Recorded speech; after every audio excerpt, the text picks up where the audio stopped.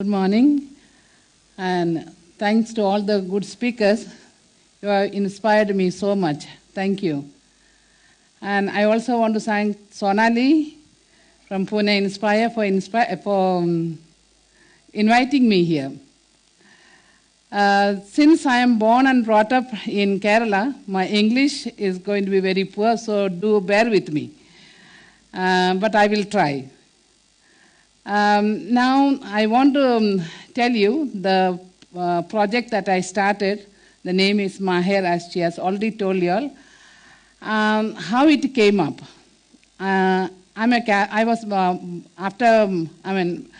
From Kerala, I shifted to Bombay. There, I saw the slums for the first time, and I was so moved. I had no idea, coming from an interior village from Kerala, I had no idea what the slum means, because those days in the village where I was brought up, we had no radio, no newspaper, and I was brought up in a very simple school setup. And then suddenly I moved to Bombay. And that was a thing that really shook my entire life over there, first time. And when I was 19, 20, that age, I decided to become a nun. I thought, becoming a missionary nun, I can do a lot of work with the poor, because I had seen Mother Teresa. And in fact, I wanted to join Mother Teresa. My parents did not allow me. And I joined another congregation, Holy Cross, and then I was moved to Pune after some time. When I was in Pune working, along with one of the sisters in a center called Hope, a woman came to me asking for shelter. It was not possible for me to give her that shelter, because being in a convent setup, we were not allowed to take people who needed shelter. This particular woman, she was 7 months pregnant, and she had asked me, she told me that her husband is threatening to kill her because he was in love with another woman, and also he was an alcoholic and a hot-tempered man. Whatever she shared with me, I knew it was a genuine story, but then how to help her was a big question before me, and I was forced to send her back. And I told her I will ask some of my friends, because I knew some people, and I said I will try to help you the next day. But unfortunately, that next day never dawned for her. That very night, her husband poured kerosene and set her on fire. Sorry. This was the thing that shook my entire life. I was the witness to this. And this particular thing took place to the convent where I was staying. I ran there to see what was the noise, why people were shouting. When I reached there, I realized it was the same woman. And with the help of the people, I took her to the nearby hospital, that is Hasun. It happened in the area of Vadgamsheri. And I took her to the hospital because, those days Vadgamsheri was so underdeveloped, we could not even get a car, we did not have anything. By the time I reached her to the hospital, it took me some time. And this woman, she died that night. And also, when I took her to the doctor, and I asked doctor, is it possible that we save the baby at least? When doctor told me that she's already 90% burnt. And when doctor took her to the theater, what we got in my hand was a fully burnt baby, a fully cooked baby. And holding this baby, I was really completely shaken up. I did not know what to do. I felt responsible for the death of this baby and the woman. And I went back to my home, not knowing what I'm supposed to do. I was completely mad at myself for not helping this woman on time. I felt if she was my daughter or if she was my sister, I would have done something. Why didn't I not do it? And so I was blaming myself, and anyway, there was a Catholic priest. I went to him for counseling because some of my friends told me, Lucy, you're becoming somebody not, because during the days that went by, I was becoming very angry with myself. And then there I met this one particular priest told me, Lucy, instead of getting frustrated and remaining within the convent, go and do something for this type of women. I used to see women sleeping on the street, children begging on the street, and it used to affect me. But I did not know what I am supposed to do. Anyway, after talking to this priest, he also put me in touch with a man from Austria. And this man told me, Lucy, I can help you. It was my first time I was dealing with an white-skinned man, and I did not know what he will do. And what is he telling me? I can help you. But anyway, he and his son, they came down to India. After listening to all my dreams, he gave me about 1 lakh rupees. And I thought that was 1 lakh, I can do a lot of things. But anyway, with that 1 lakh rupees, I went around looking for some land because I wanted to build a home for women. And fortunately for me, in one village called Vadu, Bhima Koregaon, I managed to get a little piece of land with that money. That was in 1993. This particular incident took place in 1991, and in 93 I purchased the land.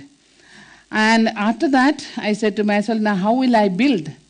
For me, there were people, even with donors, even with 2 rupees. And with that type of money, I collected enough money to set up my first home in 1997. From 97 to now, we were... Thank you. From 97 to now, we were able to help out more than 3,000 such cases. At present, we have more than 320 people staying. We have got now almost 5 houses for women, and there are about 28 homes for children. Along with the women came children, so we started taking children. I don't know if Manisha is here, one of our women. Manisha, please come. One of our women, she's here, one of my first case. She was a widow, and she was not wanted by anybody, neither by her in-laws nor by her own family, because she had 2 children, and at very young age, she became a widow. And unfortunately, she wanted to share, but because of the mic system, she will not be sharing. So I'm telling her story. And she had 2 children, and both the side, nobody was accepting, and she thought that she would commit suicide along with her children.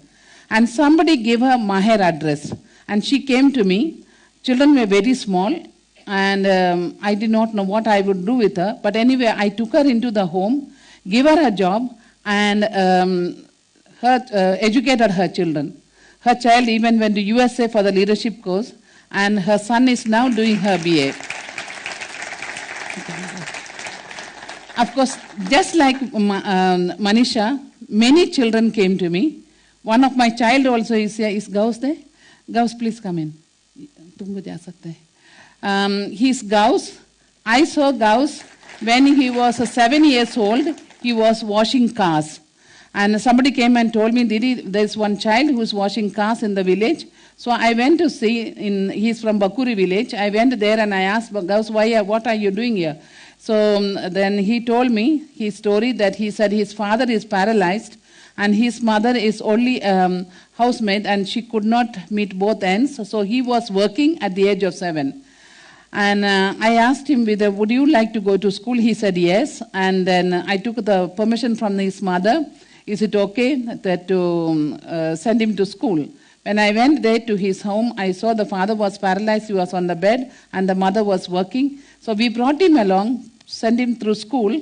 He is now doing his MBA through Suryadatta College. These are some of the examples I'm giving you. At present, we have got 850 children living in our 28 houses. Not only in Pune, we have in Jharkhand, Kerala, Ratnagiri. Now soon we will be in Calcutta and other places. I get so many invitations from different places asking me to set up homes for children, homes for women. I know it is not easy, but I know it is possible because we have got so many houses already. Already 34 houses are existing, not only for women, we also have homes for men. I saw some homeless men before. I used to take them to Mother Teresa's and find accommodation for them. But then I found that it is so difficult. So we also started home for men. What I want to specify more on the children. At present, we have got 850 children living in these 28 houses of ours. And what I can say is, these are the children once upon a time who were on the street begging. Children who were sold into prostitution or born to the prostitute. So these are the children we rescue, and their children are with us. More than 160 children of Pune who were begging are now going to school. One of our child who was one of the child who was begging, he was 2 years back. He had gone to New Mexico to attend the leadership forum course over there, and many other children. They are doing so well, but these children need people like you and me to be with them. These children, if they have the support of the people like you and the love that they need, they can come up in life. It is not only putting them in an institution, giving them food and shelter. Forget it. They don't need you and me for that.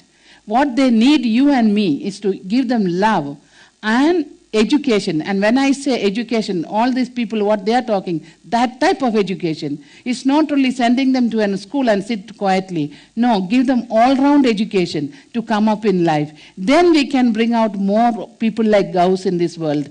These are the people who were begging and nobody wanted them, and we count them as burden in our society. But if people like you and me get up and say, we are with you, standing there, they throw tantrums. And when they are orphans, we think, no, they should not throw any tantrums. They should be, saints on this earth. Our children are not throwing tantrums. They are not creating problem for us. Why can't the orphan children and the institutionalized children also do the same thing? And at that time, we back out. We find it so difficult to handle. Yes, we find it difficult. It is not easy to cater to 850 children's moods and their likes and dislikes. It's not easy. But if we are connected to the divine, I feel we can do it. Everybody asks me, Lucy, how you can still smile at the end of the day? Yes, I can still, even at midnight, because I believe it is possible. Because if we give this love for these children, yes, everything is possible and we can do wonders. And in all this, I can say, what we started was, from the beginning, I kept the inter-religious aspect of Maher.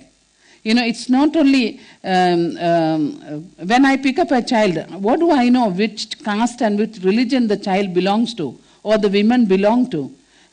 Give them love. That's what I believe in. And care for them at what stage they are in.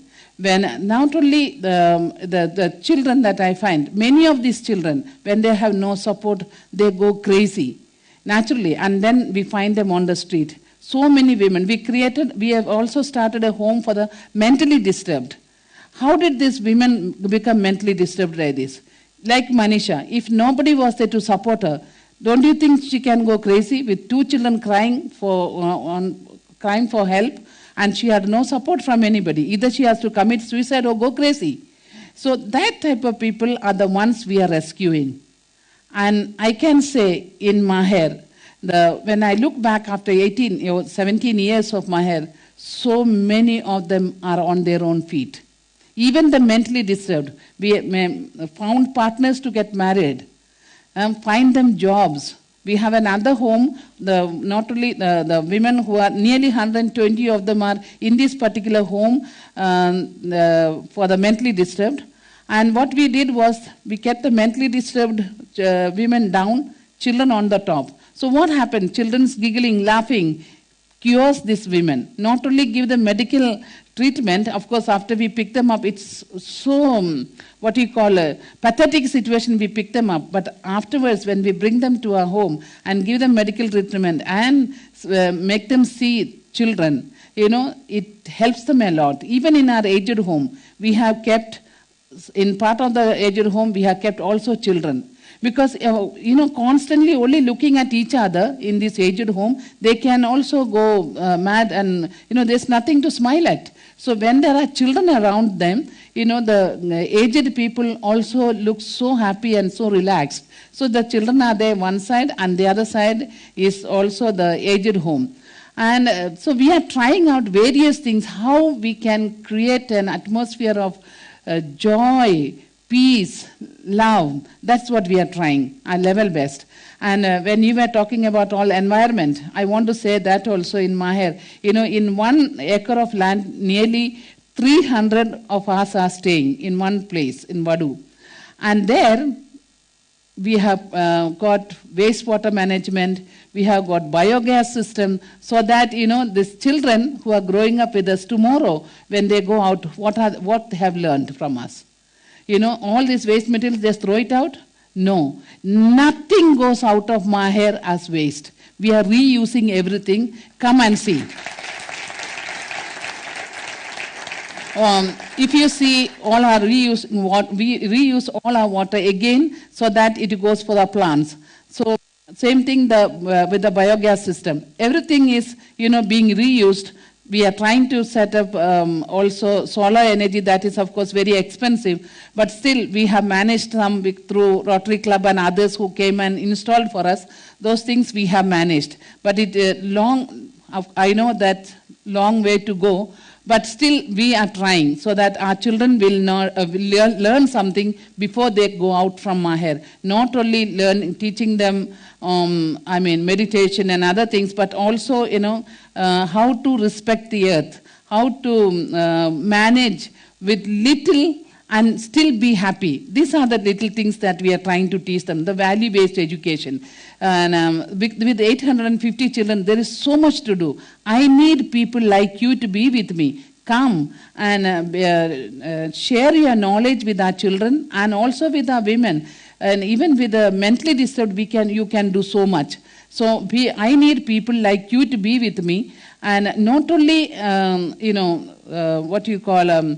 your knowledge, but even finance. Without that, how will I do? It's not easy to feed this 1,300 people over there, children and women and the men who are there, all of whom we have rescued from the street.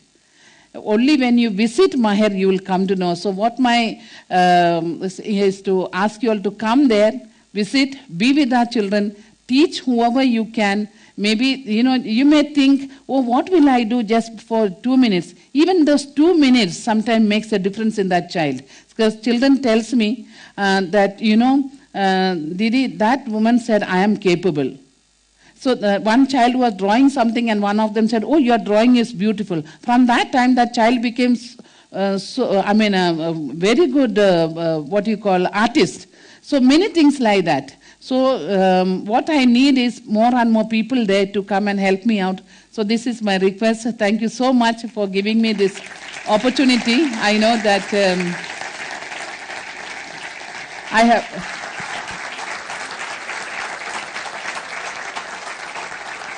Dear Sister Lucy, we are really overwhelmed by the stories that you have shared with us.